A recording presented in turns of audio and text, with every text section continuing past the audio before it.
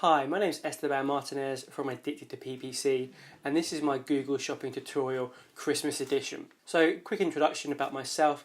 I've been in digital marketing since 2002, but where I initially started client side and then I moved to agency side in the UK, and now I'm working here in Australia.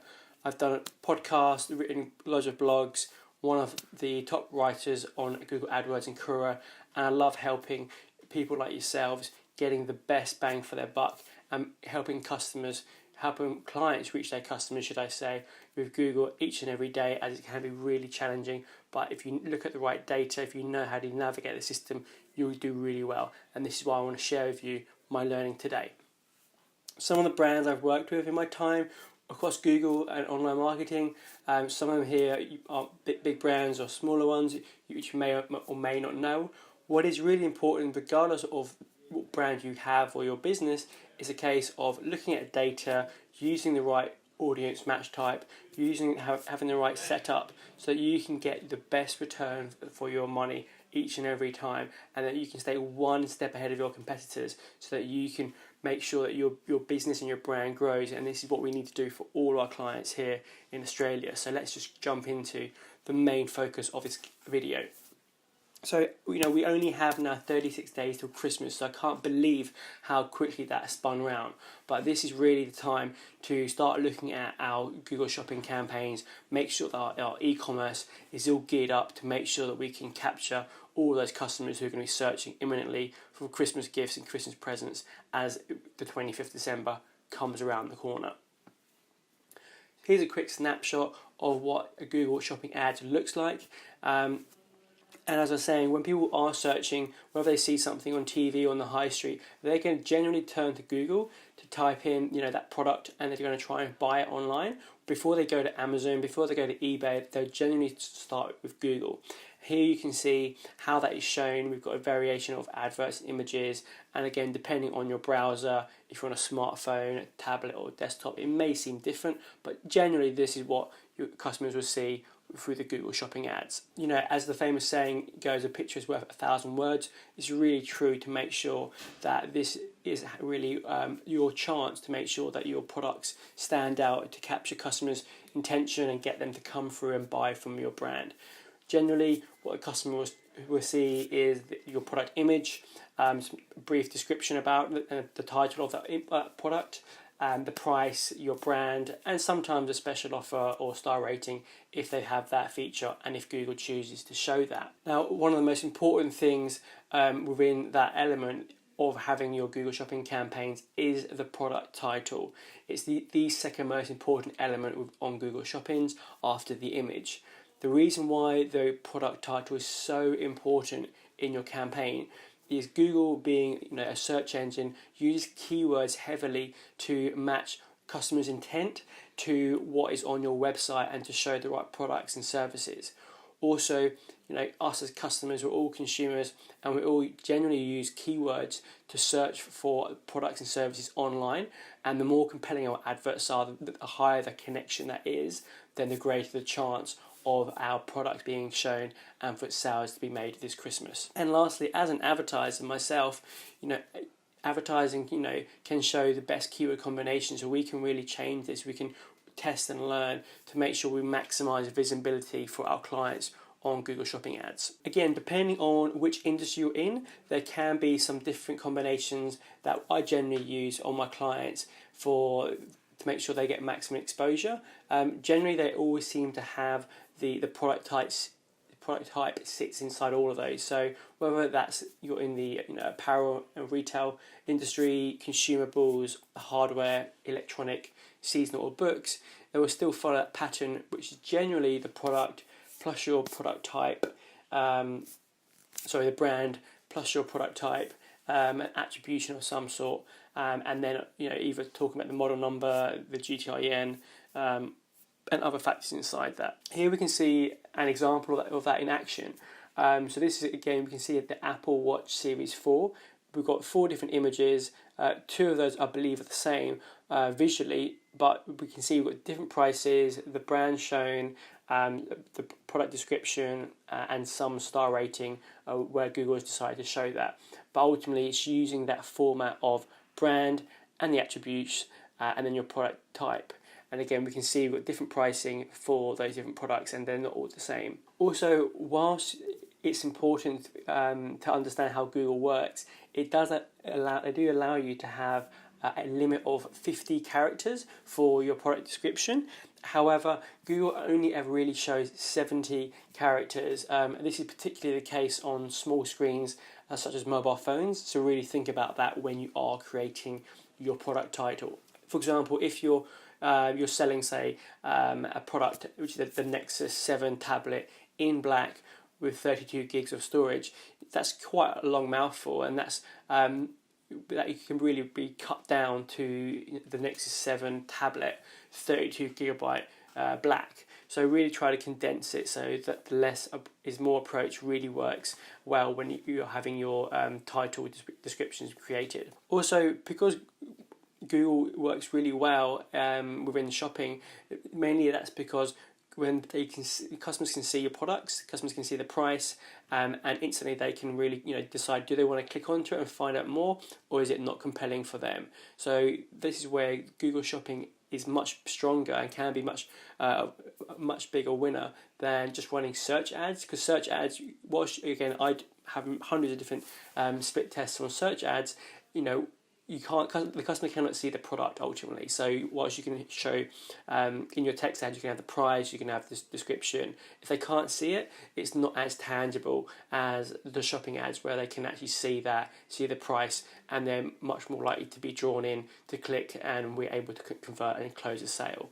Also, with our e-commerce clients, we're generally seeing on Google that over 70% of transactions are made on the same day, particularly for e-commerce clients. So this is a really high stat. And it's much higher that through shopping than it is from search or display or video adverts that we have running. So that really is another reason why we make sure that we are continually testing and optimizing, so that we have a test and learn approach to make sure that we are ahead of the curve against the competitors, and make sure that we can consistently closing and selling as much products we can for Christmas for our clients.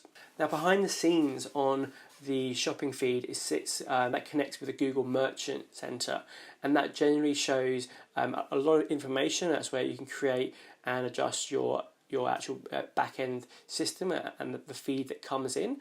Here we can see an example of the initial dashboard where it's showing how many products you have live, if there's any that are going to expire, if there's any that's pending being reviewed, or anything that's being disapproved. So kind of think of this as how Google search ads run, where you can have 100 different adverts running, and some of them might be pending, some of them might be disapproved.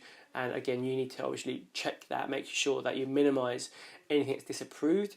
And also here is a great way of showing you, one of the reasons or why those adverts are disapproved. This can be anything from the GTIN code, your images, whether they can access that through broken URLs or not. Maybe the size or the format might be wrong.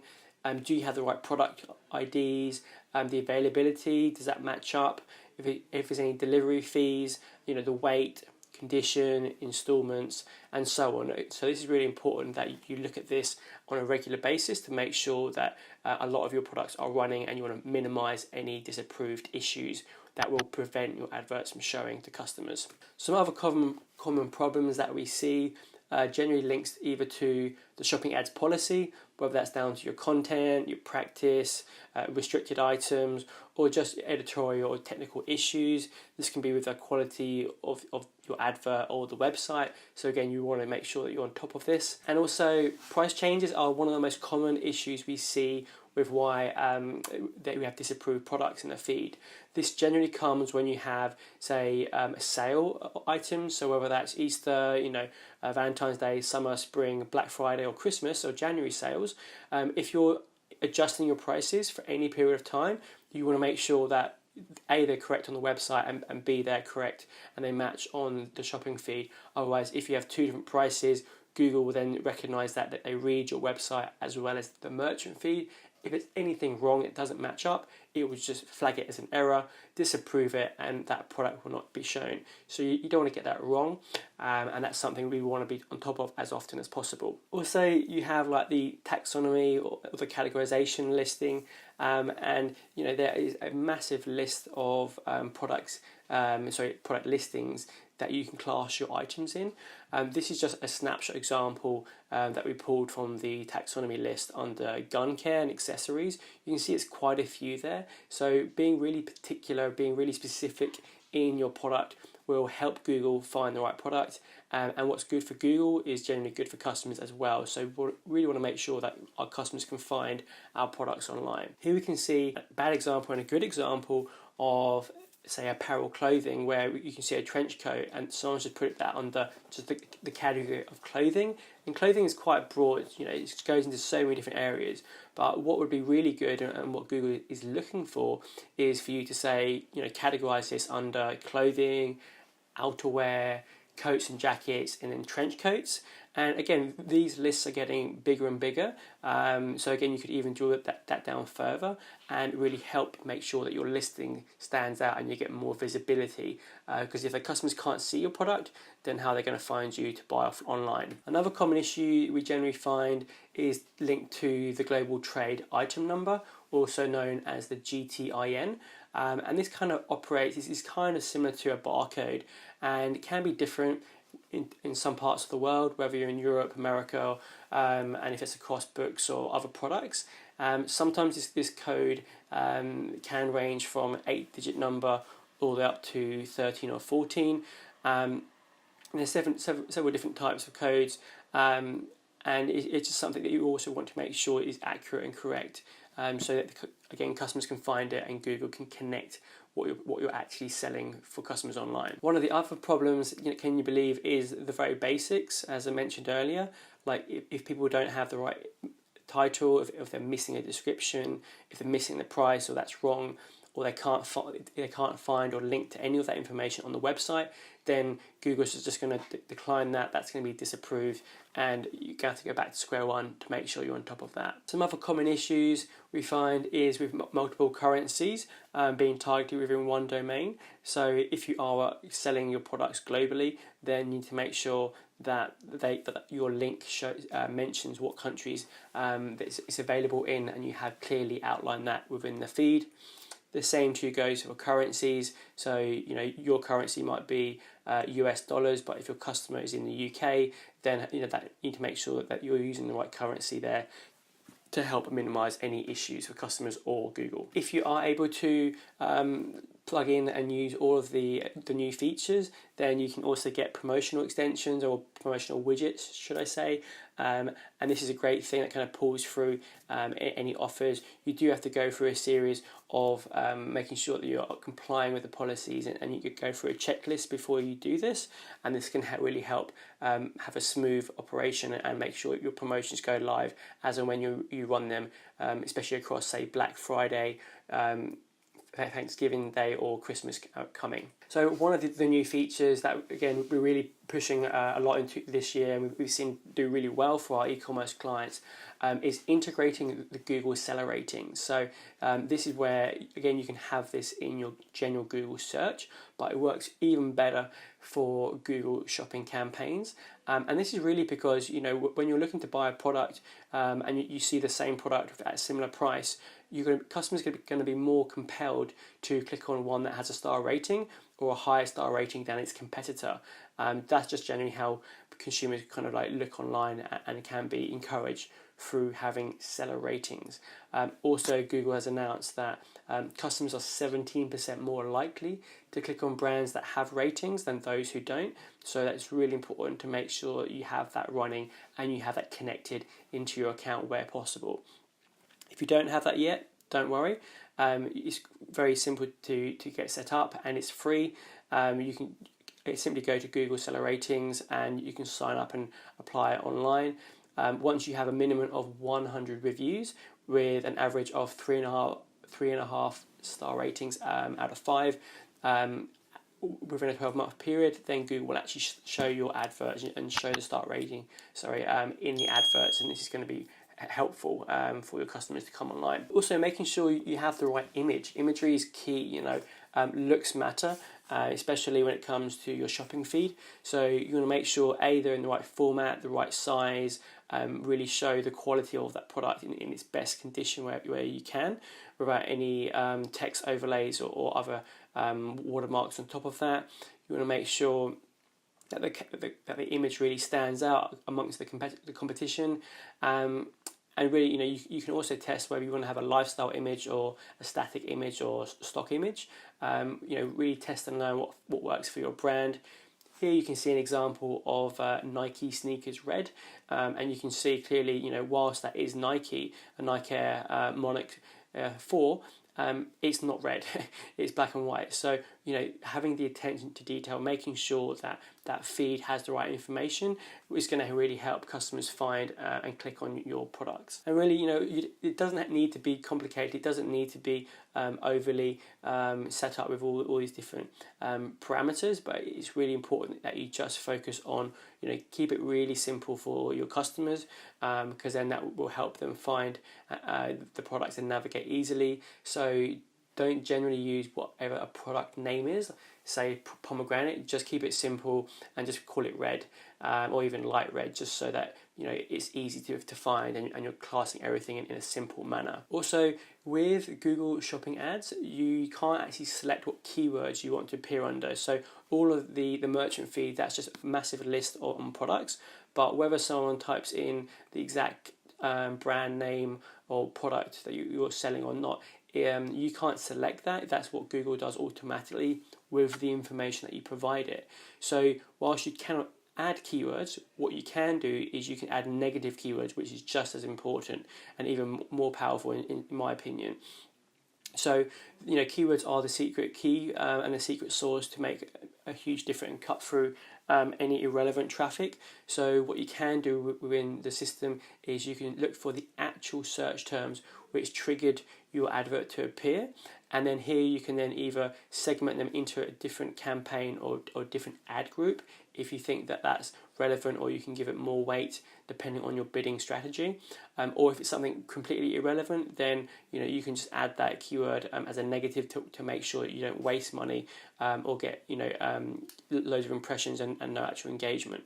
So if you just think about how search works, if you think back to the basics on Google search, you have different match types. You've got broad, phrase, and exact. It can really help if you think of Google Shopping as everything is running on broad match. So that's got a very wide reach, and everyone and everything is going to see that under the sun. So because you can't change the match type and because you can't change the keywords, you just have to look at it on a daily basis or as often as your agency can to make sure that you're adding negatives and you avoid any wastage so that you get the maximum return on investment from your search ads. Also, looking at price monitoring, like are you competitive enough? Is your client competitive enough? Are you looking at what are the other prices that are being on offer? Because Google Shopping is, it's good in terms of people can see the product, but if you're not the cheapest or you're not one of the most competitive price, then not many people are going to either click through, and it can affect your performance. So if you think, how people navigate on eBay, Amazon, or in this instance Google Shopping, it's very much price led. So if you have two products of the same description and the same product ID, and that the price might be $5 difference, then it's not too much of an issue. But here we can see in this example of a GoPro 7, we've got the lowest price here is $298, and the highest price is we've got $198. Even though it's still by Harvey Norman, and there's even another one from the US, I think, which is 165 plus $399 tax. That's incredible. That's like stupid amount of money there. So that's going to be over $1,000. So are you really going to buy from that GoPro direct in the US? Probably not if you're in Australia like I am. So this is, again, I'm going to most likely click on the 298 because that's a lower price point than the others. Yes, there are obviously differences within the that product description, but you kind of get my point in where we're going with that. And be mindful again, these those 3 adverts are all coming from the same brand, Harvey Norman. So making sure you can also use third-party platforms like Wise Pricer or Price2Spy. These are great products where, again, you can link it into your account and it will show you the price difference in the values. So in this example, it will show you that the lowest price is $200 or $300 difference, as well as a percentage. So you can set alerts, you can set parameters to either email you on daily or weekly basis to make sure that you're not being undercut, because you might think today you've got one of the best prices for your products, but if your competitor drops its price tomorrow or the day after, you need to know about that. Otherwise, it will and can affect the sales online. And then, how much are you going to bid for your adverts to be shown? Again, this isn't overly clear. This is something that needs to be you need to test and learn this. So if you bid too high, then your cost per click can be really high, which will affect your conversion rate and may inflate your cost per sale. And at the same time, if you bid too low for your products to show in the Google Shopping feed, then again that can limit your visibility and maybe you don't enter into the auction and your products aren't shown. So you need to test and learn. This is something that really can cut through and change, maybe a game changer for your platform. So making sure that you have the right price and the price is right will be a big important factor that you consistently look at to make more sales through Google. And then, the proof is in the pudding. Here's an example of an account which I've recently started working on. I kind of started working them just at the end of July this year. And you can see earlier in the year, they were even, it's all about how much money that they're spending and how much money they're getting back out. So it's a general principle of the return on investment, the ROI. And you can see even in January and February, for every dollar spent, they were getting less than $1 back. So that's a really bad position to be in, and no one wants to be there. But by going through understanding the platform, understanding how Google works and what customers are looking for, then that has allowed me to go through and optimize the account, cut through the clutter, and now you can see that the ROI is now positive. So they've kind of gone from making $2 for every dollar spent to now $3, and even this month I think we're just about to punch through and have a 5-to-1 ratio, and this is in quite a competitive market. So it's really important that, again, we consistently look at this. You don't just set it and forget it, because the consumer landscape is always evolving. And we're going to go into Christmas now, so there's going to be lots of other players, lots of other competitors price matching or slashing prices or having special offers. So this is what we're also doing to make sure we're ahead of the game and we're not playing catch up.